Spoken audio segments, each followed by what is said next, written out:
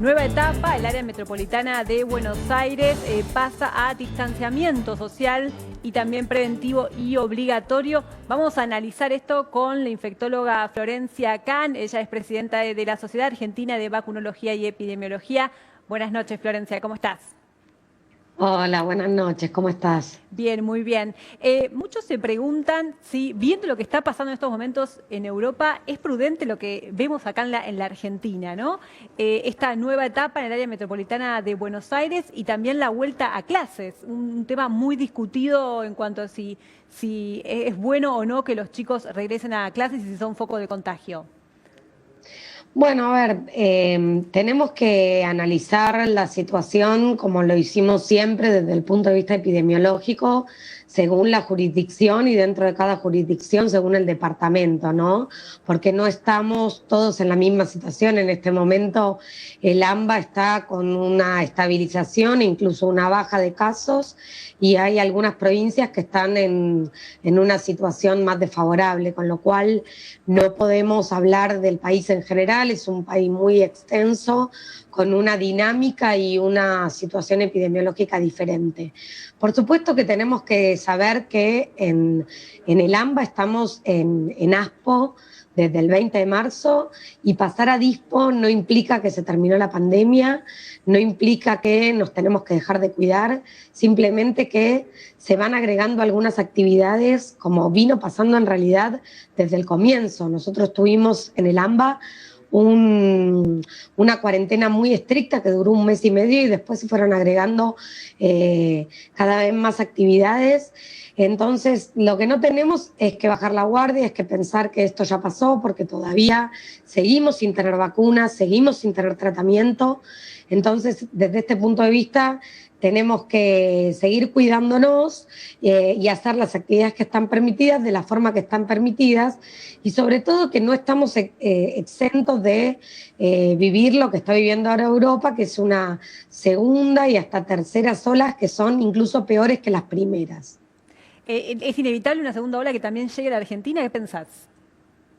No, no es inevitable, pero puede suceder. Entonces, me parece que no nos tenemos que confiar, que no tenemos que dejar de lado las medidas de prevención que ya están comprobadas como que son útiles, que ya sabemos cuáles son, el uso del barbijo, el distanciamiento, el lavado de manos, y un punto muy importante a tener en cuenta que la evidencia científica más reciente ya demostró que es la transmisión a través de aerosoles, es decir, gotitas más pequeñas de saliva, que pueden contener el virus y que pueden permanecer en el aire unas 2 horas.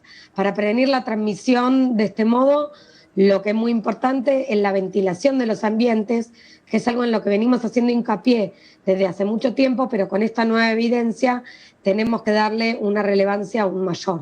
Florencia, hay mucha expectativa puesta en una vacuna contra el coronavirus. Hoy también lo escuchamos en el mensaje que dio el presidente. ¿Cuál es la realidad? ¿Vamos a tener vacunas para fin de año?